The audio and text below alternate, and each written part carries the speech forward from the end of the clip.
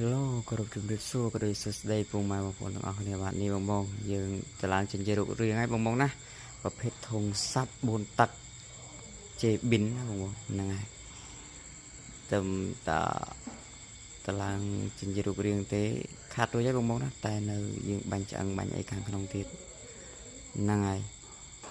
នៅសល់ធុងសង់មួយគូទៀតបងតែអានេះតែរៀបបានធុងសាប់ទេសម្រាប់បងដែលត្រូវការអាចកម្មងបានទីតាំងនៅឃុំពុទ្ធសរស្រុកបាទីខេត្តតាកែវកុំភ្លេចជួយ like ជួយ share និង follow page ថ្មីខ្ញុំអ្នកមួយផងបងដើម្បីបានវីដេអូថ្មីបន្តទៀតណាបងណាអរគុណច្រើនហេងទាំងអស់គ្នាបង Hello គោរពជំរាបសួរក៏ដូចសួស្តីពុកម៉ែបងប្អូនទាំងអស់គ្នាបាទនេះបងយើងតឡើងចិញ្ចែរូបរាងហើយបងណាប្រភេទធុងសាប់4ទឹក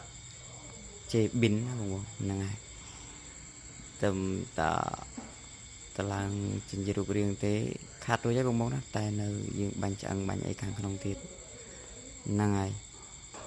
នៅសល់ធុងសង់មួយគូទៀតបងតែអានេះតែរៀបបានធុងសាប់ទេសម្រាប់បងដែលត្រូវការអាចកម្មងបានទីតាំងនៅឃុំពុទ្ធសរស្រុកបាទីខេត្តតាកែវកុំភ្លេចជួយ like ជួយ share និង follow page ថ្មីខ្ញុំអ្នកមួយផងបងដើម្បីបានវីដេអូថ្មីបន្តទៀតណាបងណាអរគុណច្រើនហេងទាំងអស់គ្នាបង